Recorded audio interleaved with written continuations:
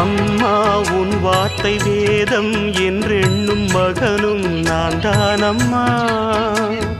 உலவும் என் கோயில் பேசும் என் தெய்வம் உலகில் நீதானம்மா. தாயே உன் கண்ணில் துளி நீர் கண்டாலும் இதயம் தாங்காதம்மா. ஏதோ உன் நெஞ்சில் துயரம் என்றாலும் விழிகள் தூங்காதம்மா. வண்ணமுகம் வாடி நிற்க பார்த்ததில்லை நானும் என்னாலும். வாடை கொஞ்சம் கூந்தலை ஆடை கொண்டு மூடிட வருத்தம் என்ன இந்நேரம்.